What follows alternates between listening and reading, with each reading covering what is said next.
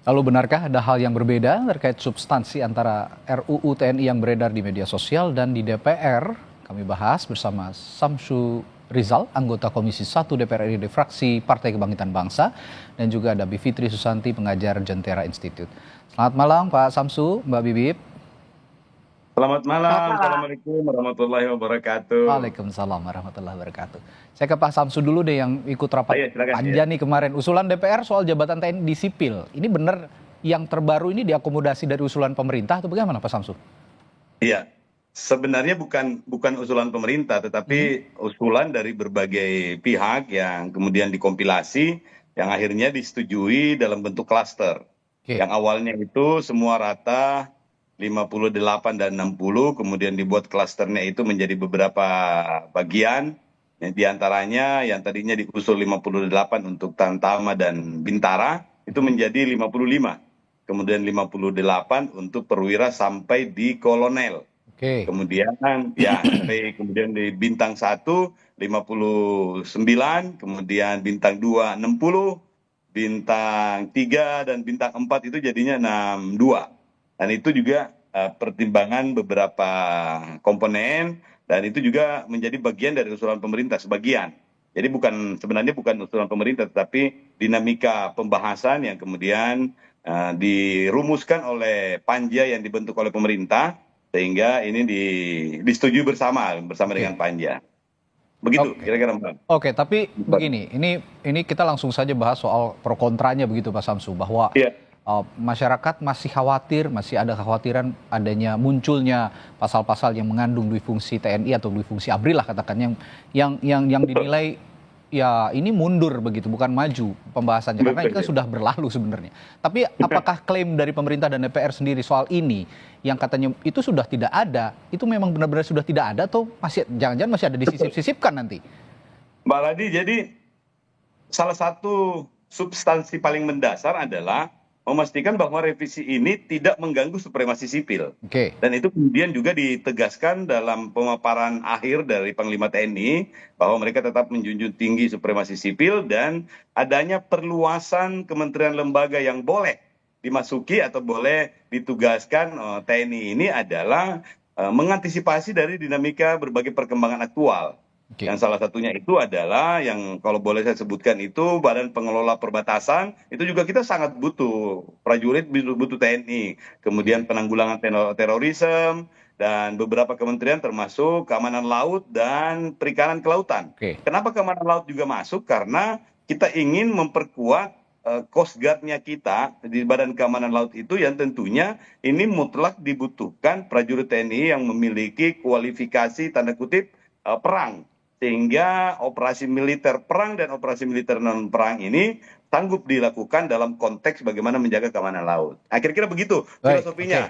Jadi apa yang disampaikan oleh Pak Dasko, Pak Wakil Ketua, itu sih sebenarnya juga tidak sepenuhnya seperti itu, tetapi memang pada saat pembahasan panja di Hotel Fairmont itu, kebetulan saya tidak masuk dalam panja itu, tetapi dalam pembahasan komisi itu memang sudah dirumuskan bahwa banyak sekali pasal yang dibahas dalam proses pembahasan itu, tetapi pada saat pembahasan di panja itu sudah mengerucut pada beberapa pasal, yang salah satunya itu adalah yang tiga pasal itu yang Oke. mengerucut saja. Begitu saya ke Mbak Bibip sebagai yang juga mewakili masyarakat sipil. Mbak Bibip, Anda juga sudah membaca tentu saja ya daftar isian masalah yang dibahas oleh panja DPR. Nah, kira-kira dari bahasan-bahasan tadi yang menurut DPR dan pemerintah juga sudah mengeliminasi pasal-pasal yang mengandung difungsi ABRI. Apakah sudah bersih dari kekhawatiran publik itu, Mbak Bibip? Belum bersih. Hmm. Belum bersihnya karena dua hal. Hmm. Pertama, masyarakat sipil itu melihatnya, saya kira saya tidak bisa mewakili ya keseluruhan masyarakat sipil, tapi pada umumnya kami melihatnya bukan sekedar tawar-menawar angka, mau 10, mau 15 atau 16 dan seterusnya. Tapi persoalan kita melihatnya secara istilahnya apa, helikopter view begitu ya, bahwa ketika tentara aktif, bukan yang mundur ya, kalau mundur kita bisa diskusikan lagi, boleh saja. Tapi tentara aktif bisa masuk dalam jabatan-jabatan sipil, sebenarnya itu adalah indikasi yang buruk untuk kembalinya dui fungsi militer. Jangan lupa, bahkan Undang-Undang TNI pada 2004, saya baru buka lagi arsipnya, waktu itu sebenarnya itu hasil kompromi, itu 10 itu. Idealnya tidak ada, kalaupun ada, mundur dulu dari TNI. Itu titik pembedanya tuh di situ. Dan ini juga harus dibaca bersamaan dengan fakta bahwa sudah ada Undang-Undang PSDN 2019 yang memungkinkan adanya komponen cadangan, mengerjakan PSN, mengerjakan food estate, mengerjakan MBG, makan bergizi gratis dan seterusnya. Jadi masyarakat sipil itu melihatnya dengan kacamata yang lebih luas bahwa ini bukan soal 10 atau 15. Nah, yang kedua, tadi kalau pertanyaannya apa yang diributkan, prosesnya itu loh. Bahkan ketika tadi Mas nanya, Mbak Bibip udah baca belum begitu ya? Sebenarnya yang saya baca itu juga mungkin bukan draft resmi. Oke. Jadi kalau kemudian disalahkan gimana sih masyarakat sipil kok nggak update nih draftnya yang dibaca berbeda? Jangan salahkan kami karena kami nyari sampai barusan itu di dpr.go.id nggak ada. Yang saya dapat dari beberapa WhatsApp grup kirim-kiriman. Ini kan proses yang tidak boleh dinormalkan. Oke. Membahas undang-undang tanpa adanya transparansi seperti ini. Nah, Begitu. ini sebelum saya kembali ke Pak Samsu soal tadi kenapa Iya. tidak diupdate, tapi saya mau ke Mbak Bibip dulu soal argumentasi bahwa beberapa jabatan sipil yang diduduki TNI atau militer ini justru penting diisi oleh militer, seperti misalnya Badan Nasional Penanggulangan Bencana yang misalnya source-nya itu banyak dari TNI, infrastrukturnya banyak dipunyai oleh TNI, lalu juga Badan Nasional Penanggulangan Terorisme BNPT, Badan Keamanan Laut dan juga Badan Nasional Pengelola Perbatasan kata yang Pak Samsu bilang tadi. Bagaimana dengan argumentasi ini, Mbak Bibip? Iya, saya sebenarnya pernah bicara di program yang sama di Kompas TV soal ini dan waktu itu saya bisa menyetujui. Tapi konteksnya adalah bisa menyetujui karena kalau mundur dulu dari jabatannya. Oke. Kalau tentara aktif itu yang tidak boleh. Dan kalau misalnya skillnya memang dibutuhkan, keahlian-keahlian tertentu seperti Basarnas dan lain sebagainya itu, maka sebenarnya kan tidak perlu sebagai kepala badan ataupun menterinya. Tapi bisa untuk jabatan-jabatan tertentu dan gitu. Jadi yang dipersoalkan itu pembukaan itu untuknya tentara dalam pemerintahan yang harusnya kalau di negara demokratis harus pemerintahan sipil. Oke. Gitu. Pak Samsu Ya. tadi kata Mbak Ya. Bibip, kepada saat saya tanya udah baca DIM-nya atau belum ya, jangan-jangan DIM yang dimiliki Mbak Bibip sama yang ada sekarang nggak update. Kenapa nggak di-upload aja update day by day-nya begitu pembahasan ini sih Pak Samsu? Pertama, saya anggap bahwa ini memang ada beberapa hal yang memang tidak terlalu transparan. Ya, Saya juga itu dia. tadi menganggap begitu. Saya juga menganggap begitu. Salah satunya adalah ternyata bahwa revisi Undang-Undang TNI ini karena gregetnya kemudian ternyata menjadi inisiatif DPR. Yang kedua adalah asumsi bahwa revisi ini boleh dibilang tidak ada yang relatif baru banget. Semuanya sudah pernah beredar dan hampir semua komponen juga sudah pegang draftnya. Legal draftingnya sudah berlangsung kurang lebih 15 tahun. Sejak tahun 2010. Jadi asumsi-asumsi inilah yang kemudian terbangun dan pada saat rapat itu juga beberapa pasal saya sendiri sudah memberikan catatan khusus. Di antaranya adalah kementerian lembaga yang kemudian meminta atau membutuhkan tenaga militer itu harus memiliki analisis jabatan yang memungkinkan ada argumentasi bahwa di kementerian tersebut itu formasi yang dibutuhkan pada penanganan satu masalah tertentu yang sifatnya aktual itu tidak dimiliki lembaga tersebut. Yang kedua adalah bagaimana supaya open bidding juga tetap, kalaupun juga ada beberapa dari kementerian dari TNI yang terdaftar itu juga dimungkinkan.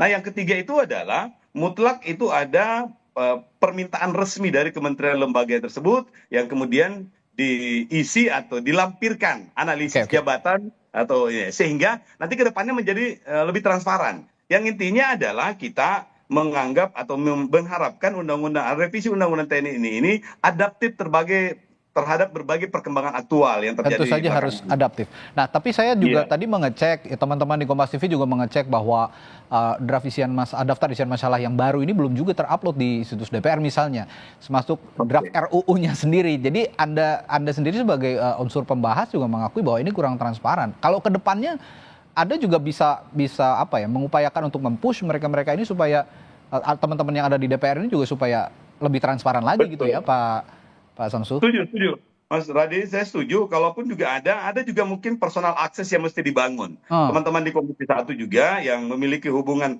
personal atau hubungan jejaring-jejaring yang lain itu juga bisa mengakses. Dan setahu saya, bahan-bahan ini juga dibagikan dan beberapa pembahasan itu sama sekali tidak tertutup. oke. Jadi bahkan beberapa pembahasan-pembahasan di Komisi 1 bisa di cross check kembali, itu ada di TV Parlemen juga bisa diakses lagi, dan bahan-bahan ini juga sifatnya terbuka. Dan saya juga heran karena secara pribadi, karena kebetulan saya baru duduk di Komisi 1 ini, sehingga saya menganggap asumsi saya sama dengan Oke. asumsi umum itu, bahwa bahan-bahan ini juga sudah tersebar kemana-mana. Oke. Sudah bukan barang yang sifatnya barang rahasia lah. Intinya Oke, seperti itu. tadi ada poin partisipasi bermakna. Kalau menurut Mbak Bibip, Iya. poin ini sudah terpenuhi belum partisipasi bermakna ini, Mbak Bibip? Sama sekali belum. Oke, Jadi apa yang harus didorong ya? kita Kalau gitu. Nah, seperti yang disampaikan oleh Ketua YLBHI tadi, Oke, yang harus mau diselesaikan. Kenapa sih? Urgensinya apa?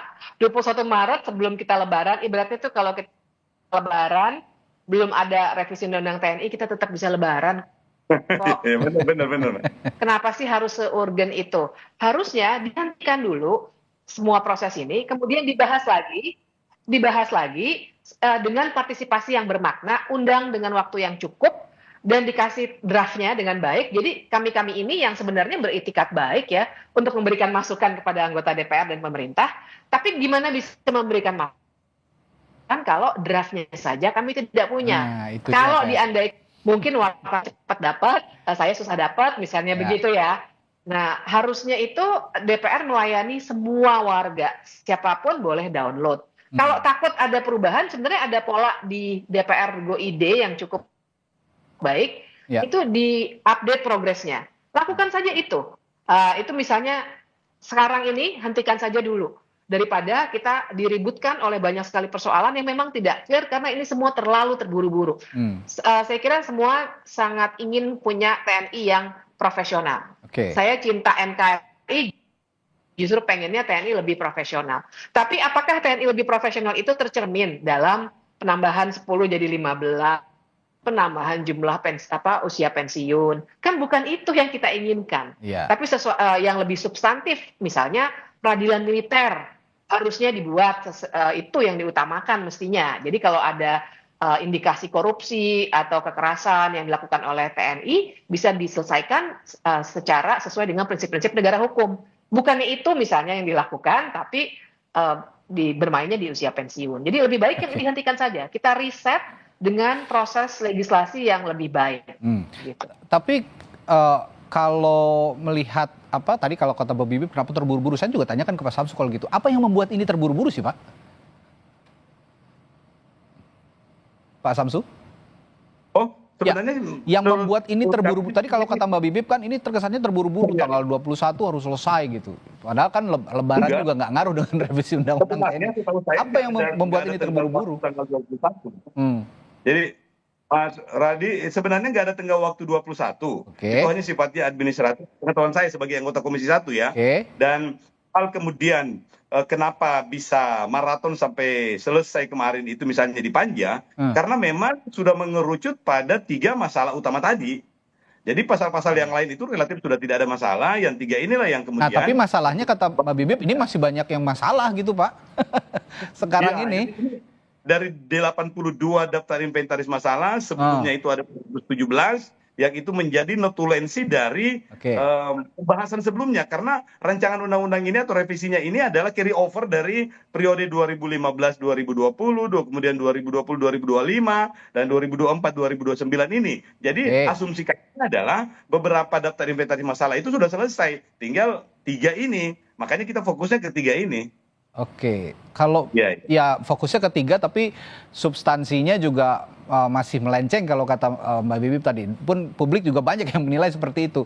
Nah, kalau memang begitu sepertinya kita juga masyarakat, mungkin DPR, pemerintah juga harus duduk kembali bersama supaya ya meskipun sekarang sudah ada DIM-nya, sudah ada 3 fokus masalah, kalau memang masih belum diterima oleh publik, sepertinya DPR juga harus mempertimbangkan suara publik, begitu kira-kira Pak Samsu.